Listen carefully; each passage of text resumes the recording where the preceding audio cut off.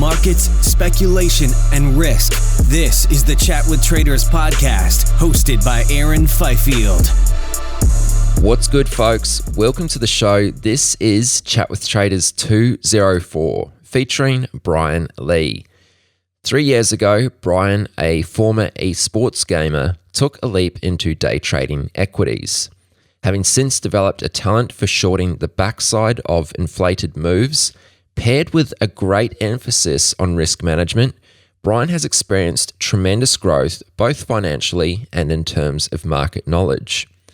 In this chat with Brian, we go over his first year challenges and overcoming such challenges, the time he lost it all and how he bounced back, Brian's most frequently traded setup, and a detailed discussion about the use of R as a risk model, plus more.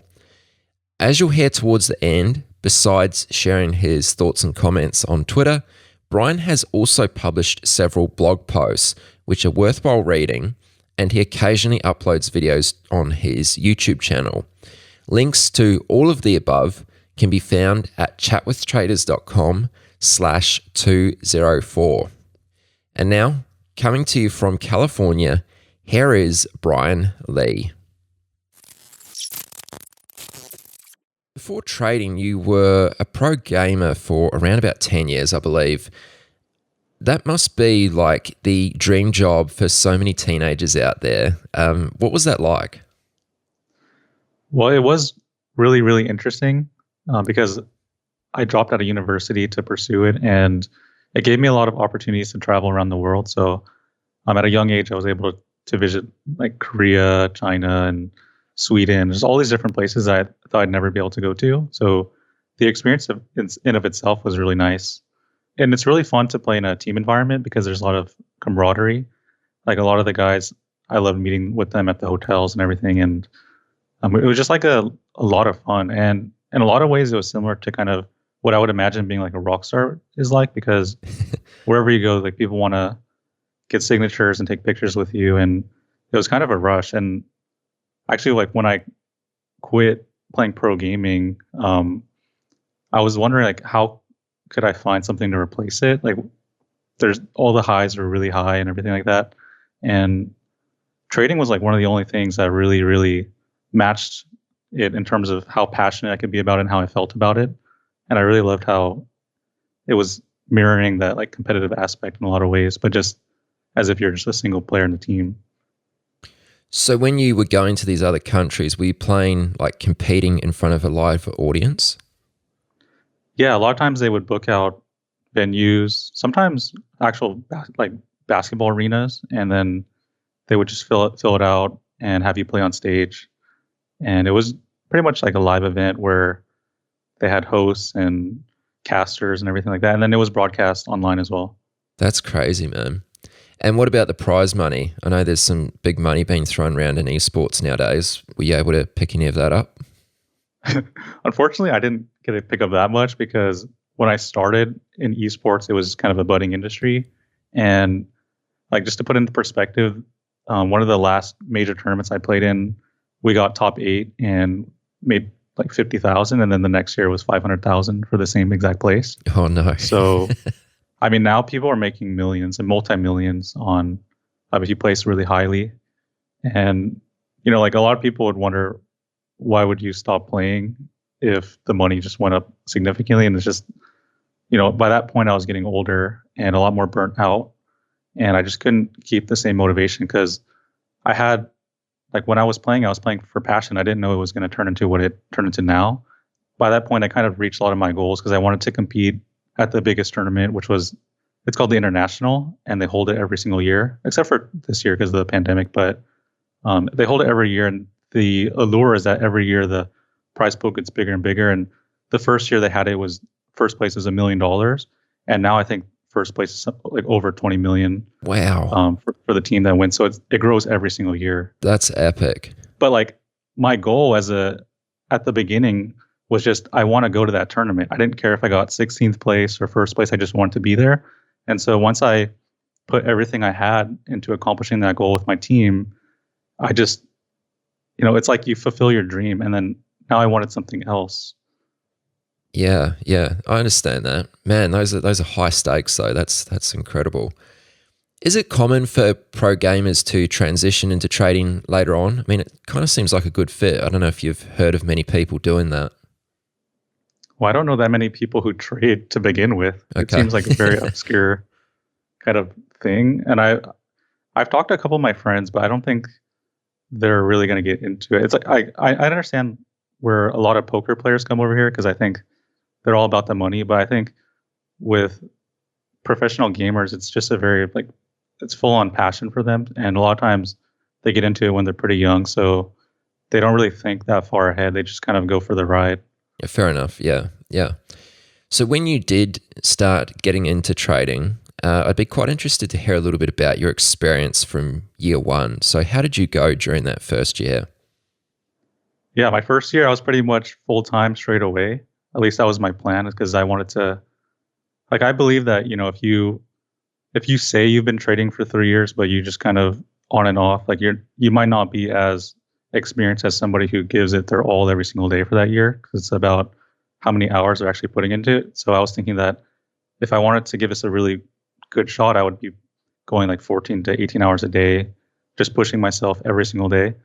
And hopefully I can catch up and just be one of those superstar traders. So like, I looked up to a lot of the traders now that are very successful, and I wanted to be like them. I learned very quickly that in the first year, I had no idea what I was doing, because the year prior I had been paper trading, and when there's no emotions involved, it's really easy to say like, oh, okay, well, I can make $1,000 here, and if I do that every single day, then I'll be really, really well off. And the reality is, once you start trading on the broker, there were so many different things. Like, you have to understand the platform. There's liquidity. You can't just get instantly filled and get out immediately. And I realized that a lot of the things I was learning was flawed. So I had to really start over from the basics and figure out, what am I doing here? And a lot of times when you first get into trading, you're pretty much a perma long, because that's the most obvious thing. And I was attracted to a lot of the short term type of scalping trading, because it made a lot more sense to me. And I thought that, other traders, they were up for a lot of risk because of their time horizon. And whereas if you're scalping, you can just book those gains right away and just walk away. And I learned that that was very hard as well for me. It was super difficult. And I just bought a lot of different education, trying to figure it out. And later realized a lot of it was kind of scammy. But I learned one or two things from each of them. Like, I was part of these pump and dump chat rooms where, like, you start to realize that they're kind of moving into different stocks because of momentum, but in a way you're creating the momentum yourself.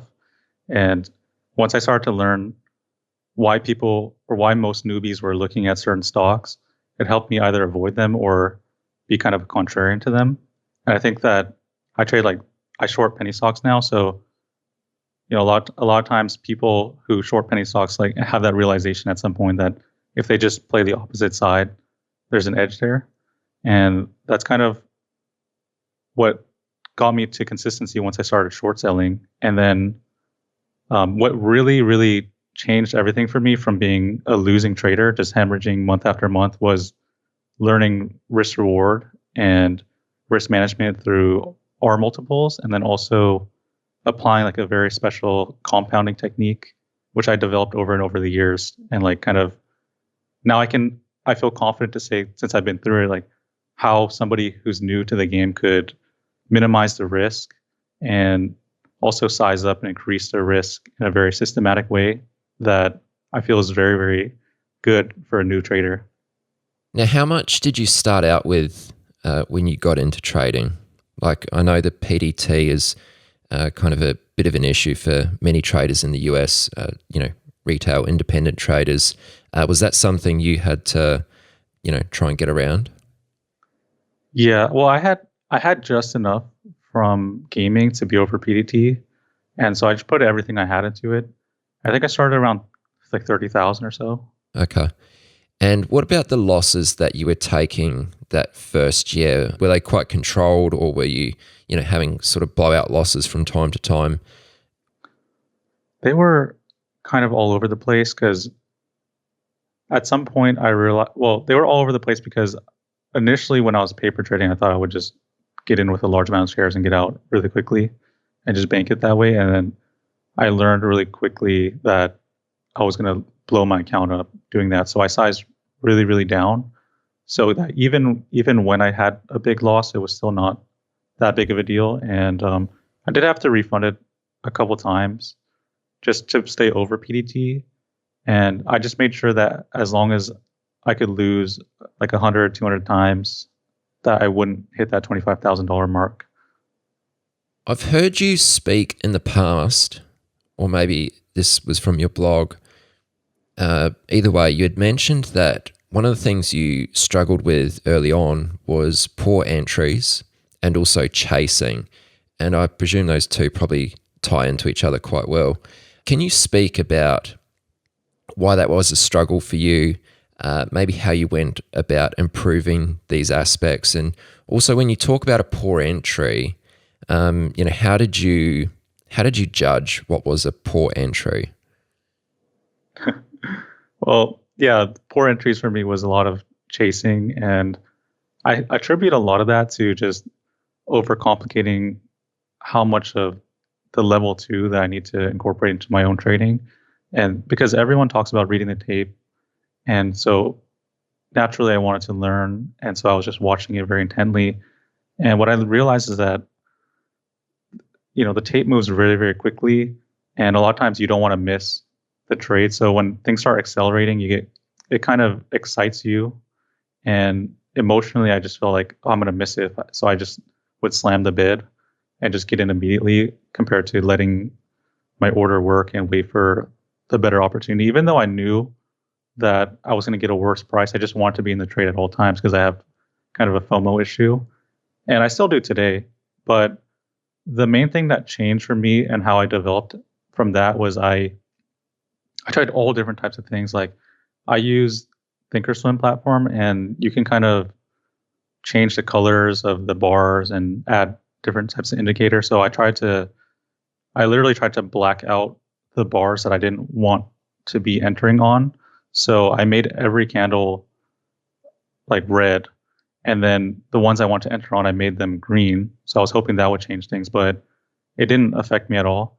And then eventually what I did was I decided that I want to go full systematic in terms of my entry and exit. So I developed a system where once I saw an entry signal for myself, then that was the time to put out an order. And just from back testing it, I knew that from the point where my entry signal triggered, there would be a sort of a bounce for me to get in as long as I wait for it. And I just started placing those orders day after day, and eventually I would just keep getting filled because I picked like a modest kind of, I could try to top ticket on the bounce, but instead I just put a modest level where I'm for sure going to get filled. And that helped a lot so that I had more consistency and I could believe in it. And eventually I just built into this full systematic entry criteria, and that worked really well for me to fix everything. I'm making a note here to ask you about the systematic part of your trading. So we'll come back to that in just a moment. I would like to ask you though, like how long was it, if we're talking time frame here, how long before you actually did start to gain some consistency and also, some confidence in your ability to be able to trade well? Right. It took me a year to finally become consistent, but it was with a little bit of money. So like at that point, I was really discovering myself the first year and just learning the rules of the game, getting that screen time. And then in year 2, I started to see consistent results. And then that was really, really working for me. And it built a lot of confidence, but it didn't really prepare me for some events that had me draw back, like pull back a little bit and draw down. And I actually lost like 50% of my overall gains during a really hot sector with cannabis, because in Canada they were legalizing it and it was a month out. So pretty much every day there was some kind of cannabis sector running, and normally they would be good setups for me, but I didn't understand how much of a sector momentum can influence the trades, even though the stocks were technically garbage. they would still continue to go up and up and up every day, which made me feel like the risk reward was really good and that I didn't want to miss it. So I just kept fighting those and taking losses. And at that point, I realized that it wasn't really about making the money. It was just about protecting it and figuring out how to filter these trades out. And like I really started to hit it off in early 2020 because at the end of year 2, I actually blew up my account. So I lost all my profits up to that time, and I was very consistent throughout the whole time. So in year 3, I set a lot of different systems and rules to protect myself. Like most notably the max loss on the day. I never heard anybody talk about it really, just how to protect yourself from these blowups. Because on a lot of the tickers that I had trouble with, the main issue that I had was that I was revenge trading them, and I was getting emotional because I felt like, oh, I'm right, but me being right doesn't mean that I can just ignore price action. And in some situations, I was growing way too large, so I would not accept the losers. And then I started averaging down, and then sometimes I would win, which further made me want to keep doing it, even though I knew it was wrong. And I just read like all these books about how to manage that. And I read a lot of blogs about how traders dealt with blowups, and honestly, none of them helped. And eventually, after just thinking about it for months and months and months, I just said the max loss was the only thing that was going to protect me. Because on a lot of these setups, they're good setups. I have the right criteria to get in and everything like that. But it only takes 1 or 2 mistakes to lose everything. So once I did that, once I implemented the max loss this year, I've never really had a big loss. And I feel very confident now about my ability to just walk away and understand that I don't want to go through that blow up again. And so now, like my equity curve is just parabolic, just straight up, and it doesn't. I've been waiting for the pullback, and it's just not coming. We'll touch wood. Yeah. Did I hear you correctly when you said that it was towards the end of your second year trading where you lost pretty much all your gains? I lost almost everything. Yeah. So how much money are we talking there? Do you mind sharing? Sure. At that point, I grew my account from PDT, and I think I lost around 100,000 or so. Wow. How did you move forward from that? That must have been quite a setback. Yeah, it was really tough because the part of the reason why it happened too was because I was visiting my my fiance's family for Christmas and Thanksgiving, and I told myself I wasn't going to trade because it's not my environment, and I ended up just trading anyway because of the FOMO and opportunity cost and all that. And then I remember when I was sitting in the room and my broker was sending me emails about getting margin called and having to refund the account and everything. Everyone was asleep in the house because it's really early. I didn't want to get on the phone and be like talking to my broker and kind of panicking in front of everyone. And so instead of that, I just froze and let it balloon. And then eventually they just started marketing me out at the top of this trade, just completely blew up my account. And I just turned the computer off and went to sleep. And like when I woke up, I had to literally act like nothing was wrong for the next 2 weeks while I was there.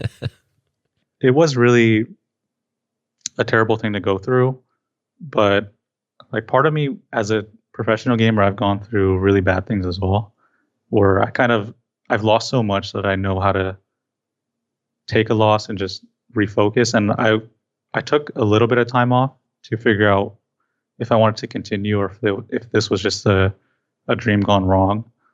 I decided that ultimately over time that I was doing really well. I can do this. And I think very long term. So I was thinking if I was going to make this into a career, that might not be the biggest setback. I might be able to come back from this and make a lot more, because I know that trading can be very lucrative and I've seen what other people could do. So I got lucky in a sense because I didn't have any other options at that time. Like eventually I told my fiance and she was like, no, I'm not going to fund you. If you want to keep trading, go work. And at that point, I didn't have a college degree or anything. So it was just like I could Uber or work at a Starbucks or something like that. And I knew that's just going to take way too long. And the potential of trading is high. Fortunately for me, kind of, well, it's not fortunate and unfortunate, is that my father passed away towards the end of that year as well. And so he left some life insurance money behind. And with the blessing of my mom, she allowed me to refund my account just to the bare minimum. And from there, I took it extremely seriously. Like I couldn't lose at this point. I couldn't afford to lose. I couldn't afford to make mistakes.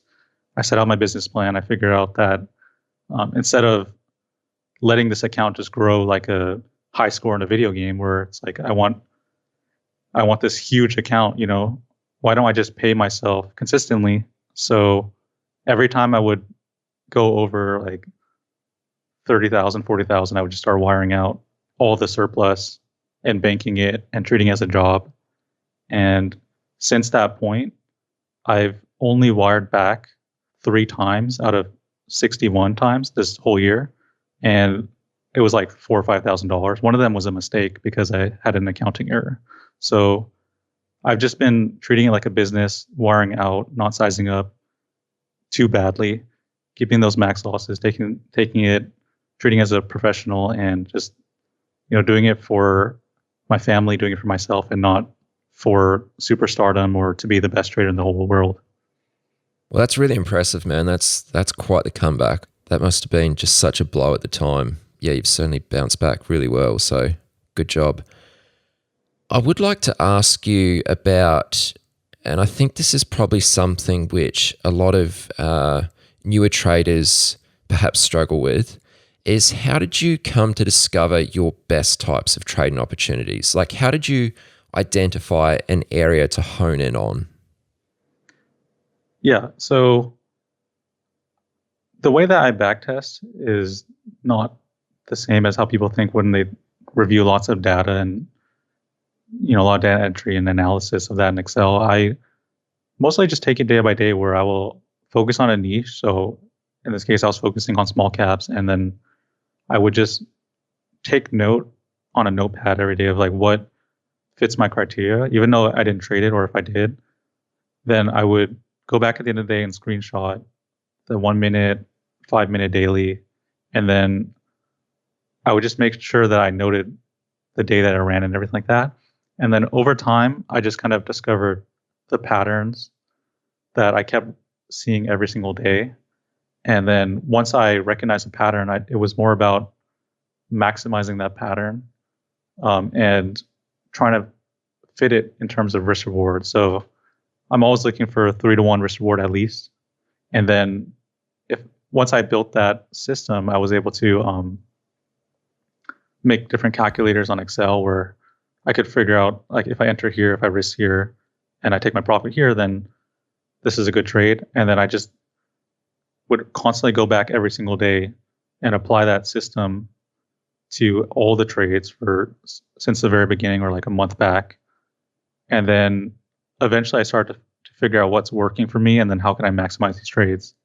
And a lot of it was in part due to Twitter. I was able to connect with a lot of different traders who were trading a similar niche, and we kind of built like a brotherhood where we had a small group of people in Discord and we were just talking about our setups and trying to drill into them together. Some people were good at data, some people were good at reading the tape, some people were good at volume and stuff like that, and we were collaborating.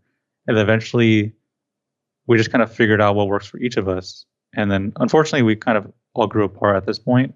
But during that time there was a lot of growth because we could take in a lot of information, share a lot of books and resources, a lot of chat with traders podcasts, which one's good, and then just discuss it as a team pretty much after hours and pre-market, and then that helped a lot for me to develop personally. I really like that. I get a bunch of emails from people asking me, like, who's a good mentor and, what's a good course to buy and all that sort of thing. And I think what you just described there is probably better than all of that. just being able to collaborate with a couple other traders on a similar journey to you, share ideas, bounce, different ideas off each other and grow together. I think that can be massively helpful, as it obviously was for you. Yeah, I think I definitely recommend finding people who are in a similar situation to you. And, sometimes they all say like you can pick someone slightly better than you, someone slightly worse than you, and then you can teach so you learn yourself, and then you can learn from the better trader. And a lot of the people that I was friends with back then, now they're really great traders today. And it's cool seeing how everyone goes in different directions. But the friendship that we have is really strong. And, even though they're in different places, like sometimes we can talk about what they've learned and what I've learned and just kind of share that moving forward. So we're kind of like growing together at the same time. Absolutely. Yeah. Yeah. Brian, would you be able to actually talk through one setup in particular, like your most frequently traded setup, kind of your bread and butter go-to play? Okay. I love trading stocks that are trash pretty much with dilution. So most penny stocks in North America, I'm not sure about around the world, are relatively greedy companies that need money. So you can check on their burn rate monthly for cash, and a lot of times you'll know that they need capital very badly.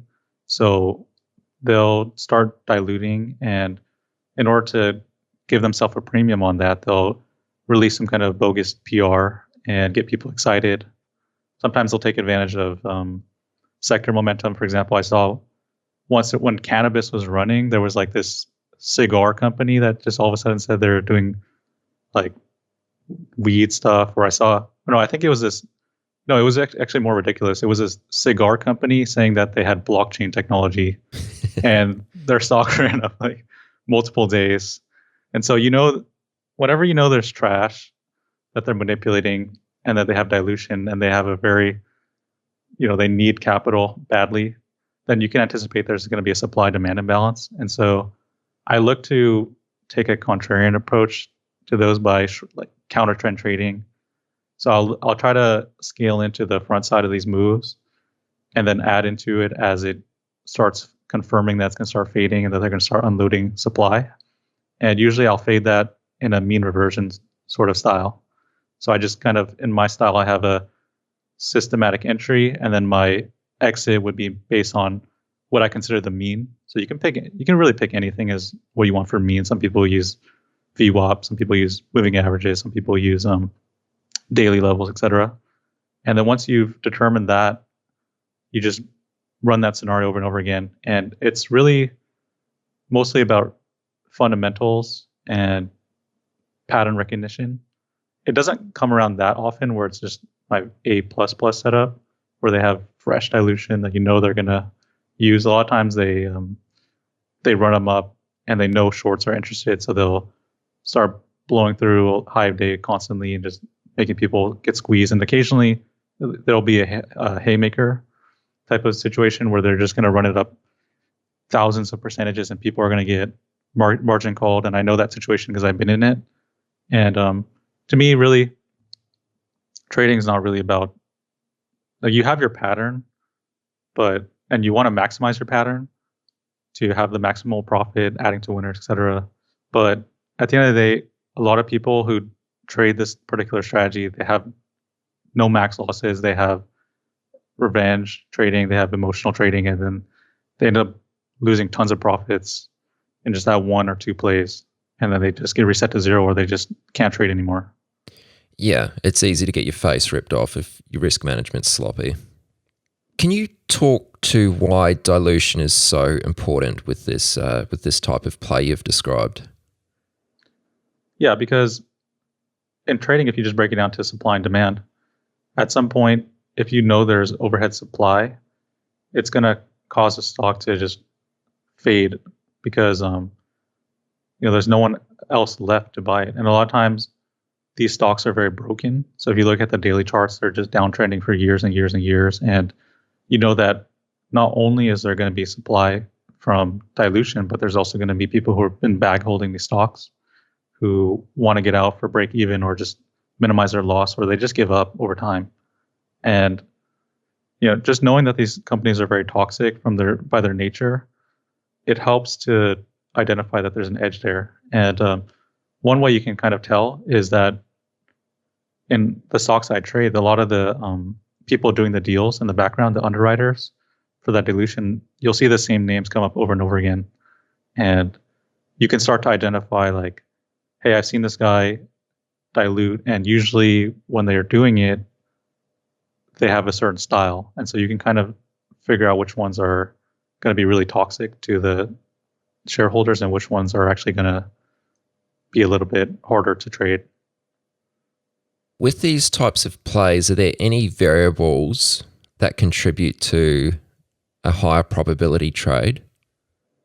Definitely when you want to see those broken charts where pretty much every time that it spikes up, it gives back most of its gains, or that I like to say like the cat's out of the bag, where maybe the first time it ran, it went super parabolic, but now that it's faded back and mean reverted, the next time it bounces, well, some people call it bounce short because it's bouncing up into the prior levels. And once it bounces up, when people look at that, they understand that beforehand the setup failed, so it's more likely to fail. It's not going to be that next unicorn stock. So it helps to discourage people from bidding it up to extreme levels. And so there's an edge for short sellers where you kind of know that the sentiment is in your favor.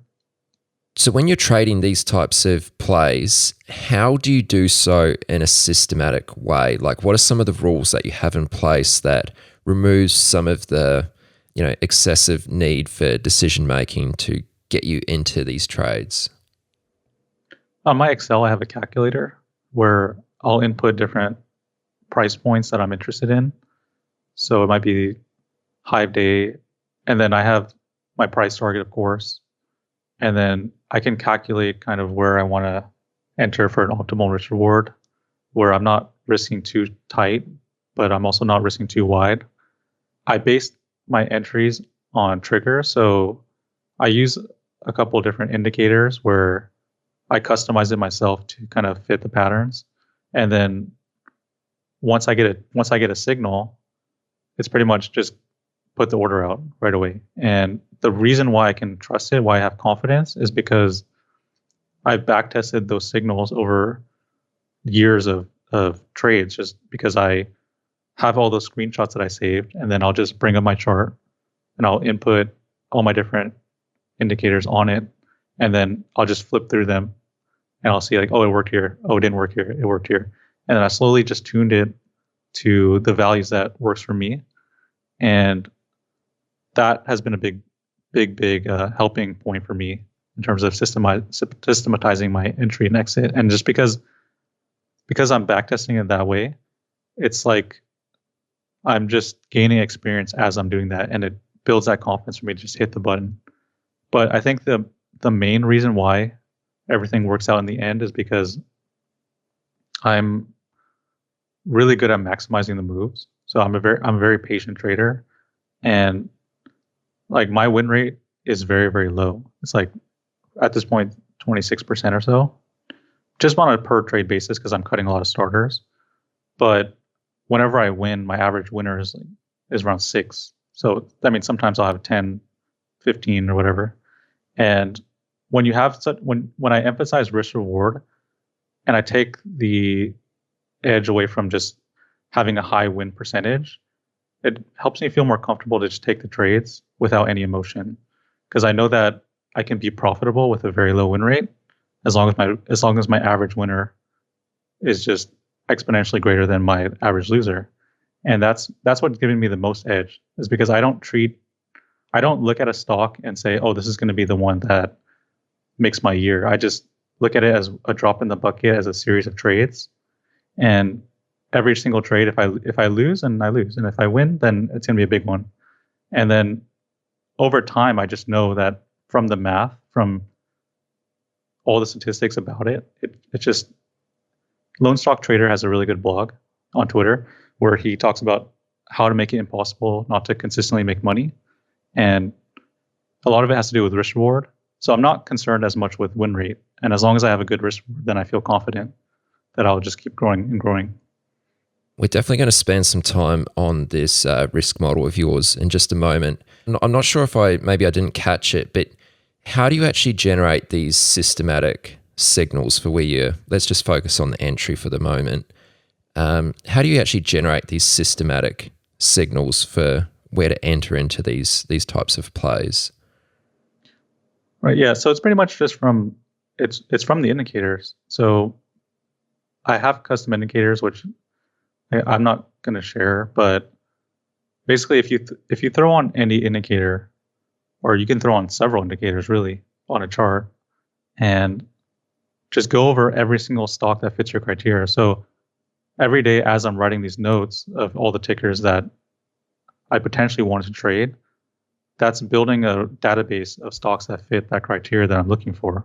So I know that in the future, as long as I have a large enough sample size of those trades, if I input the same indicator on those new trades, it's likely to work as well. And it doesn't have to work a lot of the time. It only has to work more than 50% of the time. So that takes a lot of the burden away from me for finding like a super, super amazing entry. The way I did it really was just, you think about what the average person learns when they're trading, right? So when I learned trading, a lot of people were using different indicators like RSI, MACD, simple moving averages, exponential, right? And so what I did was I tuned indicators that I know people use, and I either tuned it to be slightly faster, more aggressive, or slower, depending on the situation. And that way I'm kind of countering the average mentality. So the average trader is going to look at something, and if I'm that much faster than them, just by a little bit, I'm going to have an edge on that trade because I know what they're looking for. Would you say you're a lot more dependent on these indicators and custom indicators that you've developed as opposed to level 2 and reading the tape, etc.? Yeah, I don't actually have to read the level 2 or anything when I'm trading, because once I enter the trade, I set my stop and then that's it till my price target. So, over time, of course, I've picked up things just from watching my screen, and it does help in a lot of ways. Sometimes there's like this discretionary approach that you can kind of input into the systematized approach, where you can identify where there might be a buyer or seller, and you can prematurely exit the trade because you identify something. That does come into play sometimes, but overall, if I wanted to, I don't have to look at it at all. Okay, that's interesting. Well, on that note, let's get into your risk model. Let's really dissect this. So you use the concept of R. Can you just briefly explain what is R for anyone who's unfamiliar with the subject? Yeah. R is just how much money you want to risk per trade if you lose. So if you set your stop and you want to lose $100, you have to position size your share count so that once it breaches that level when you cut, you lose that exact amount of money that you chose, give or take slippage and whatnot. But this helps to normalize your trade outcome so that every single time you lose, you know how much your average loser will be, so that you can focus on how much your average winner is going to be. And a lot of times people choose a safe number such as 1% of your overall account.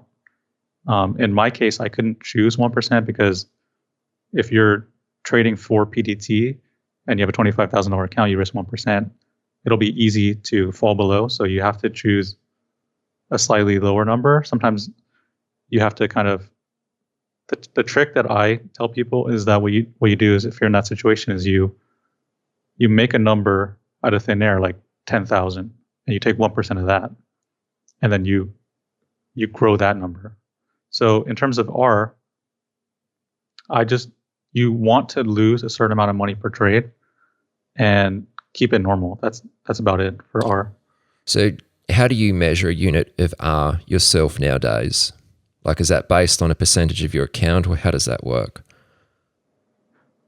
Well, initially I was compounding my account. So every single day I would take so if I had $10,000 as my imaginary like account value and took 1% of that, then if I made a profit or loss on the next day, I would just take 1% of that number. So it would go up or down.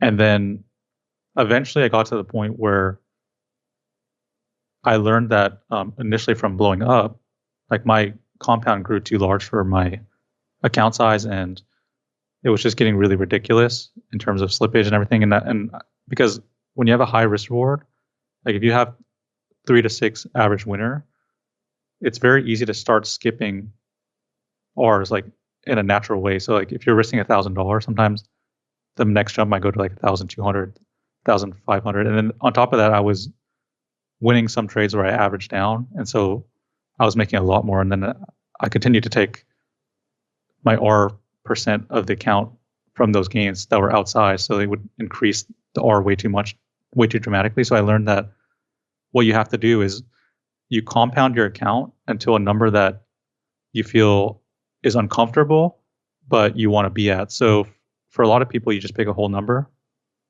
$100, $500, $1,000, and then you just work towards that with your compound.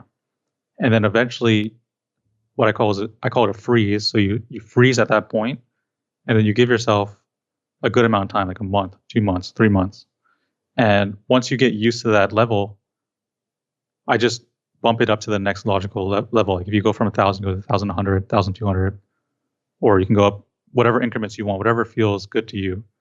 I think compounding works really well in the beginning, just so that as you're growing, as you're learning, you have like a real-time reflection of your performance, and you're also scaling your risk down when you're losing, but you're also scaling your risk up when you're winning. And so it makes it easier to get to your goal. And then once you get to your goal, a lot of times you don't really need to push it that much, because you have to get used to seeing the numbers. You have to get used to seeing how much you make, how much you lose, and really like make that part of your identity.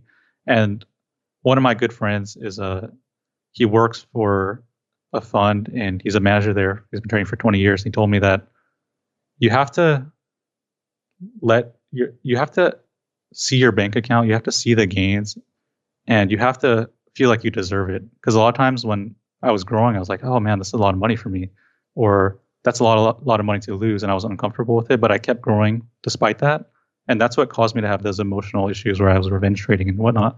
So like I learned to just find the level that you're comfortable trading for a while, and then once you feel like you've accepted that as that's your new paycheck, that's your new life, everything like that, that's when you can move on to the next level. So that's what I've been doing.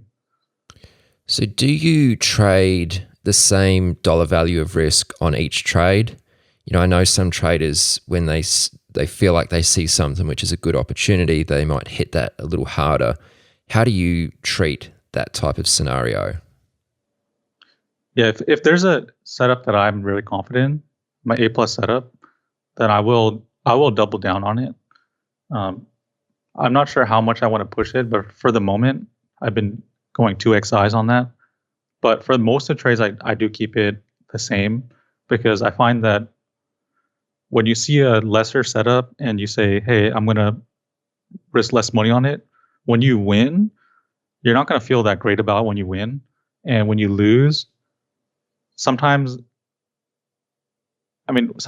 you want to just add on those shares, or when you're winning, sometimes you just want to add those shares on to get your normal size, but then you add it at a later stage and it screws up your whole trade. Right. Or like when you lose, it's just I don't know what you learn from it really. Like I would rather lose everything that I'm risking, so that next when I review it, I can say, okay, this is just a trade I should just avoid in the future, not trade it because I feel like it. And I feel like that will have a better impact on your bottom line. Because for me, I think the problem with a lot of traders when they're starting out is that they vary their size so much, and they have very inconsistent results as with that. Because like if let's say you took a big loss and then you say, okay, the next day I'm going to size down, then it will take you so much longer to make back that loss. And even if you trade well, you're going to have that emotional component of like, I'm down this much. Whereas like when I trade, even if I take a black swan event, like if I lose 10R on a trade, say it got halted or it just spiked past my risk or I got emotional, then with a 3-to-1 risk reward, I know I can make that back in 3 trades. At this point, I have 6-to-1 risk reward, so I can make it back in 2 trades, even if in the worst case of scenario. So for me, I'm not really concerned about losing. I'm more concerned about winning big. And so adding to winners is good because you're not it's a lot more hesitant to go double size. So you're going to really want that setup to be a great setup. And so like I don't find myself feeling tempted to always size into things. If I think it's a really good setup for me, then I'll double down on it and I'll just take that risk. Because worst case scenario, you'll take -2R, right? -2R, you make that back in 1 trade. It's fine. Even if I get maxed out on the trade, like if I lose -6, -8R, I'll make that back in 2 trades. So, but if I win, sometimes I'll make 12, and in some cases I made like 20R in the trade. So I know that that's going to really set me ahead, because if you make 20R, then that basically means that the next 20 trades you take, if you lose 1R every time, you could lose 20 times just to wipe out that gain. So for me, it's just about pulling ahead and keeping myself ahead and just normalizing every single trade as much as I can. It's just a drop in a bucket in a series for me. Right. So you're not really someone who's going to put on like a smaller starter position with the intention of adding to your full R size, if it starts to play out. That is what I do. Actually, I started in really small. So in my system, what I have is basically I have a starter position. So it's like a aggressive signal that is very iffy. I mean, in terms of it's not always going to work, but I want it to work very quickly. And if it does confirm in my price action, then I'll also have a secondary signal that says, okay, now you go full size. And then I also have another signal that tells me like, okay, add to this winner, because I'm more or less like trading the trend, on kind of like a mean reversion type of fader setup. So as long as it starts to work for me, I can keep adding into it and lowering my risk, and that's what really helps you get that really great risk reward. Because what I learned is that if you put a starter on and you cut it for like 0.5R or something like that, you're not going to really care about that position, because you know that when you win, you're going to make so much more. And so once I put my feeler into the trade, I'm a lot more zoned in, more focused, and I can read it a lot better. But it's not enough. I'm not sized in enough where I get emotional about the setup if it goes against me. It's whatever. I just cut it. When you're using this type of risk model, I just want to ask you about stops and taking small losses here. If you see something in the tape that you don't like, I know tape reading is not a big part of what you do, but if there's something you notice, are you willing to stop out on that trade before you reach your initial stop level? In the beginning, yes. So when I first put on the trade, I know that since I'm trading counter trend, it's very dangerous. So I do look for situations like that, and I'm very rigid in how I approach the market. So like at one point in time, I was like stop or target only, and so I would consistently take the loss I intended to, and I would not take any partials on the way to my profit target. And then eventually I learned that, once you get more advanced, you start to recognize areas that you can optimize. So you can sometimes see when a trade's going to go against you sooner. And I'm pretty much developing that skill at the moment, where I want to be able to exit the trade for a smaller loss. And that a lot of times that's not systematic at all. A lot of times it's what I'm seeing, and I've just gained enough experience where I know where something just doesn't look right. And I can always just add it back on, so it's okay. But I think that's kind of where I'm headed in my journey right now, just figuring out where I can make these discretionary takes in my systematic entry and exit criteria to just boost my stats up a little bit more and protect my capital. A little earlier, you said that you have quite a low win rate. It can be mid 20%. How many times are you going to try hitting one stock before admitting defeat? Well, ideally, it's when you notice that the pattern is broken. So for me, I know that there's a certain time of day where if it's, if I'm trading counter trend and it's continuing to push higher in the middle of the day, then there's obviously somebody willing to buy it, and I'm more than likely wrong at that point. So I just know that from my own experience. But I treat it more about my risk reward. So when I was trading earlier with 3-to-1 risk reward, I would give myself two attempts, because I felt that if I couldn't nail it within 2 attempts, then I'm probably wrong anyway. But also, if you have a 3R win, but you lost 2R, then you're profitable. And the reason why I don't do 3R is because if I lost 3R and then I won 3R, then I have fees and locates and everything like that. So it's not truly break even, and that I felt could have an emotional pull. So pretty much as far as it scales with my risk reward. So if I think that I'm going to make 6-to-1 on a trade, then I'll give myself 5 attempts or so in terms of minus 5R. And it's a lot. I have a lot more attempts because I put on starter positions where I can lose minus 0.5 or less. So as long as I keep it beneath that, it's fine. Because there is a relationship between win rate and risk reward where I was really, really focused on growing my reward, but your risk reward is going to go lower. And as a result, because you're going to have to take tighter stops and you're going to take more risks adding to the winner and everything like that. And I know that if I had a lower risk reward, I would have a higher win rate. But I actually prefer to lose more and win bigger, because it helps me maximize each trade. And I feel that it's a lot easier to come back from losses. And the way to, really hone in on that is to backtest your signals and just get them as good as possible, so that that there's a pretty high probability when you get a trigger that's going to work. And the reason why, in my case, you might say like, oh, if you're losing so much, then maybe your signals aren't so good. Well, it's because there's a lot of manipulation in this in penny stocks. So a lot of times I can see that, like with my signals, I can see that they're breaking in an unnatural way, and I kind of just call that divergence, where it's more than likely going to pull back, but I have to just respect my risk, and I'm more focused on cutting the trade and adding it back later than trying to be convicted of my signal. So I'm willing to let trades fly by and just cut my risk whenever I see something wrong. So it ends up being where, because I'm very aggressive on my trades, I have a lot of FOMO. I'd rather be in the trade than miss it. And as a result, I get in a lot of situations where I'll just have to cut it, because I might have jumped the signal, or my signal is just, I'm using that slightly aggressive signal, which is not confirmation. My confirmation would be more like my second signal. So if at some point in the future, I might decide that pushing risk reward is not worth it. I think there's a diminishing return for sure. And I might level out, go back to an average risk reward with a 4 or 5, and increase my win rate just so that I have more gains. I think there is a way to test that statistically, and right now I'm just pushing my limits and figuring out like how far I can go with this.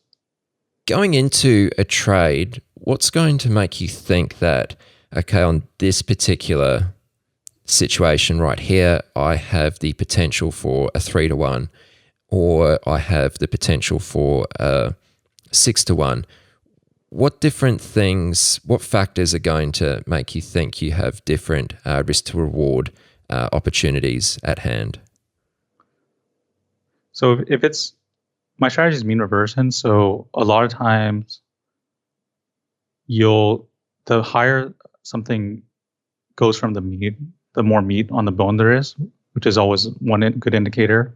There's no ATR in small caps, so you kind of have to make your own. And I kind of build my own way to see the average true range of a stock based on the price and what percentage it's at. So I can break that down into different like levels, kind of like a Fibonacci, I guess you could say. And based on that, I'll be able to risk the right amount to where if it reaches my target in terms of mean reversion, it'll be at least a 3-to-1. I know one of the traders you interviewed, I think I shared on my Twitter the other day. I think it was Anthony Riley. Yeah, I think he does a very similar thing to me, where you kind of revert it based on how much range there is, and you can kind of break it down to different percentages, so that I know that like I can risk a certain amount And if it reaches my price target, it'll be a good winner. And it's apt for the price ranges. It's not too tight. It's not too wide. It's just like a systematic number I can use. Okay. Now, I think you kind of spoke about this a little bit earlier, but I'm just going to ask you to perhaps share a little more detail on it. Are you taking the trade off only when it hits your predetermined price target, or how do you begin to scale out of it? Yeah, I do. I wait until my price target, and sometimes I'll miss it. Sometimes I'll get a little greedy, and I've just developed ways to figure out, it's very common sense. I mean, if something is about to hit your price target and it just barely misses, and then I have a rule in my head where I say it's good enough, like it's close enough to my price target. I don't have to be on the dot with it, and I'll just take it off there. Or you notice certain trend reversal type situations, or if I'm shorting it and I see higher lows and higher highs, or if it'll cross above like a moving average or something like this, then I know the trend might be broken. And in those situations, I'll take it off. But more or less, I do wait for my price target every time because, I'm in it to revert to the mean. I'm not in it to take it partials on the way down. And I know that eventually that style might not be the best for liquidity reasons. And in a lot of ways, to maximize these trades, you'll have to be recycling and constantly taking it off and adding it back. And I'm working towards that. But as a trader, I kind of know my own limitations where I've had issues with entries and I've had issues with chasing. So I don't fully believe that I'm able to execute that strategy right now. So what I'm doing is I'm just waiting to my price target, and that helps me just stay disciplined compared to constantly lowering my risk or constantly executing and having decision fatigue and putting myself in a position where I might not be fully aware of what's happening in the trade. Because the more entries, the more exits you put in the trade, the more factors play into your risk. And I'd rather just have my stop at a set location so I know exactly where I need to get out, where I lose exactly what I'm willing to risk, and have my price target, which I know from backtesting hits the majority of the time. So for me, it's not a big deal because I'm backtesting and I understand how my patterns play out and what are the odds really. Okay, so let's say you're short a stock. It's had a massive run up. You've caught the backside. It's drifting down. If it doesn't reach your price target or the mean value that you've determined by the end of the day, are you going to consider holding that position overnight to try and catch maybe that price on the second day? Currently, I don't. I know I might eventually get into it, but a lot of the reasons why is because the fees are really crazy. At some brokers, you pay 7 times the short or the locate cost overnight plus interest fees, and a lot of times it's very ambiguous what those interest fees are. Okay. And so there's a lot of unknown things, and as well as when you hold overnight, there's different events that can happen or different gaps up and down, and a lot of times it's just too much risk. I'd rather come to each day reset at the moment and just ready to execute. Sometimes it doesn't hit your price target and then it will the next day just for no reason, and that's frustrating to see. But at the same time, I can sleep fine at night because I don't have to worry about anything. It's all fresh. Yeah, that's a big part of it. Just a couple last questions, Brian. Moving away from risk here. Or maybe it is tied in still. Your monthly P&L has scaled as of late. If we look at your stats, etc. What factors do you contribute to this? Just setting goals. So from after the year that I blew up, I pretty much dedicated the next year to treating this as a business and being very modest with my risk. So that entire time I was scaled down way back from where I was, and because I had no other choice. And as a result, I just set little milestones for myself. Like if I can work towards this risk level, then that would be great for me. And it just happened that my dream risk level coincided with January 2020, where I finally hit it from compounding my account up and up and up. I finally hit the risk level that I wanted this entire time. And that's when I started to see really good results. And after I after I did that, I started fulfilling other goals that I set. So I said that I wanted to increase my average risk reward from 3 to 4 to 5 to 6. And so I was constantly backtesting systems and ways to do that. And eventually, basically every month, I've increased my R by 1 this year. And I'm starting to get to the point where I feel like it's getting redundant. But during that process, I was just constantly improving while the market was hot and giving a lot of opportunities. But I feel even if the market wasn't as hot as it was kind of more about myself because I'm really focused on how I can improve as a trader compared to anything else. So when I set those long-term goals for myself, those milestones, it always gave me something to work towards. And I always knew that eventually if I hit those points that I would just start achieving the results that I want. I just thought of something when you were talking there. You know how you said that you wanted to go from a 3 to 1 to a 4 to 1 risk reward for an average trade? When you're doing that, and I think this is something that maybe someone who's new to this concept or this way of thinking might do, is if they're looking at something and they're saying, I can get in here, I can put a stop here, that's 1R, but it looks like I can realistically maybe only get 2R reward out of this trade.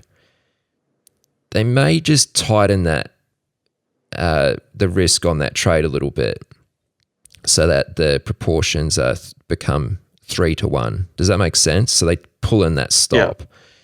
Yeah. Can you just talk to that? Is that something you'll ever do? Is that something that you'd caution newer traders from doing? How do you think about that part of it?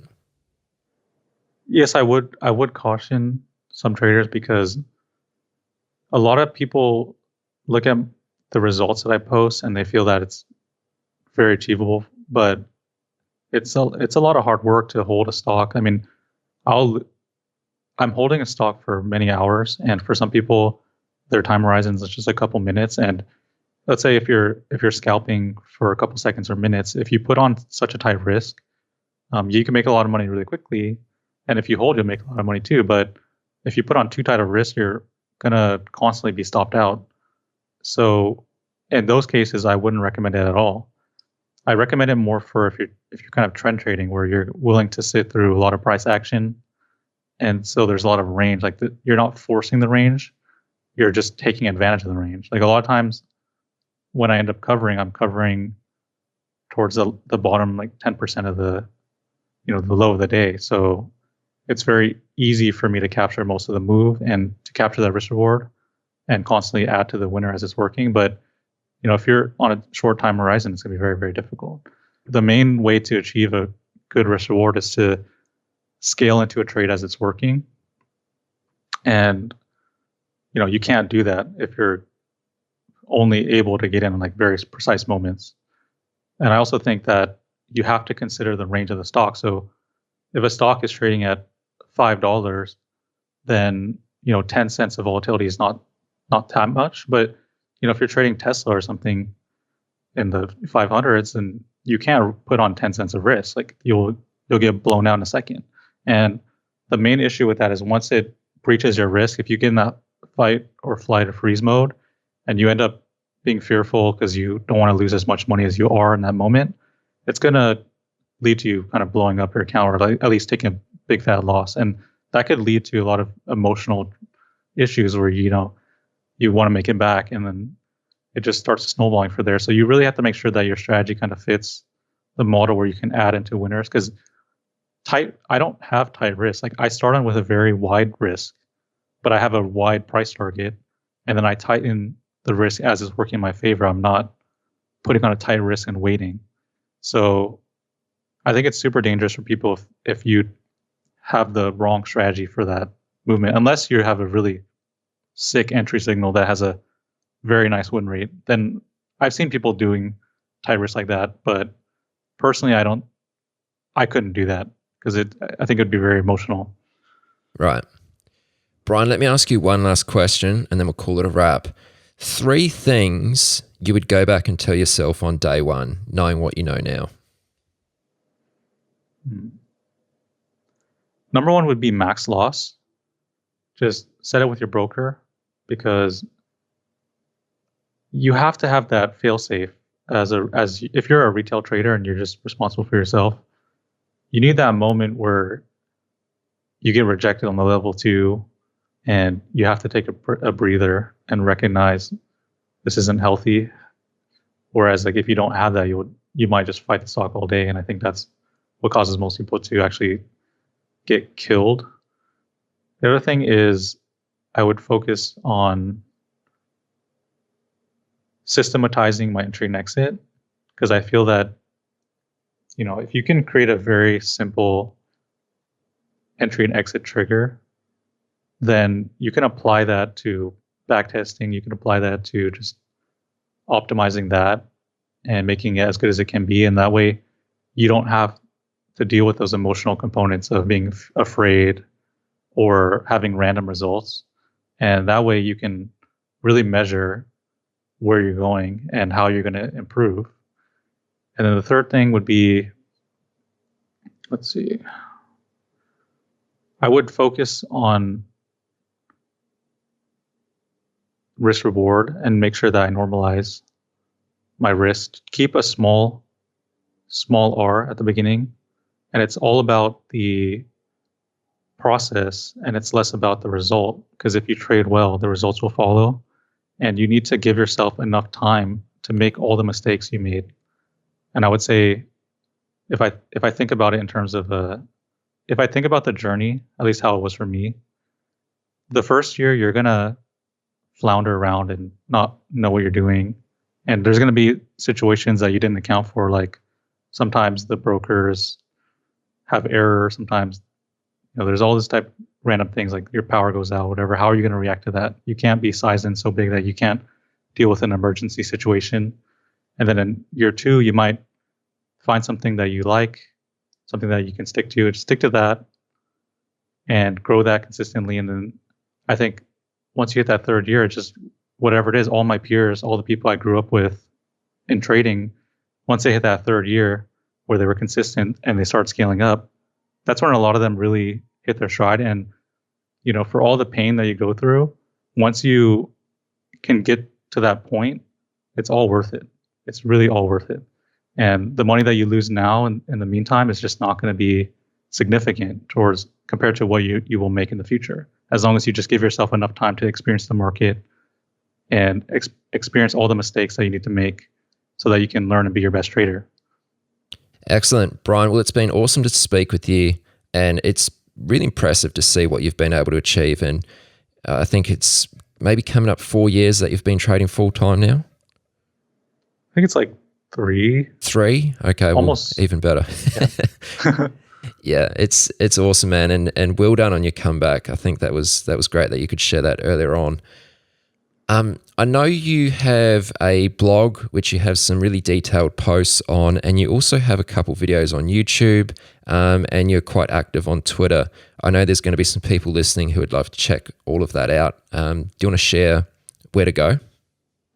Yeah, just follow me on Twitter at Brian Lee Trades. And it's the same on YouTube. And pretty much if you go to my Twitter, I'll have everything linked in the pin post. So you should be able to find everything that you need to find, including the blogs, which I highly recommend.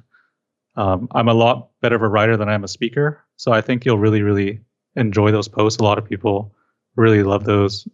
And I'm speaking from the heart there. I talk about a lot of things that led to my success today. And I hope that that's something that you can use as a resource to grow on your own journey. Absolutely. And I'll put those links in the show notes as per usual as well. Easy for anyone to find. Brian, absolutely awesome speaking with you, and I'd love to do it again sometime. Thanks, Aaron. I would love that. All right. Thanks a lot, man. We'll call it a wrap. You've reached the end of this episode of Chat with Traders. But rest assured, there are more episodes loaded with real market insight and zero hype on the way soon. So to stay updated with each great new release, subscribe to the podcast in iTunes. And we'd love it if you'd leave a rating and review. We'll catch you next time on Chat with Traders.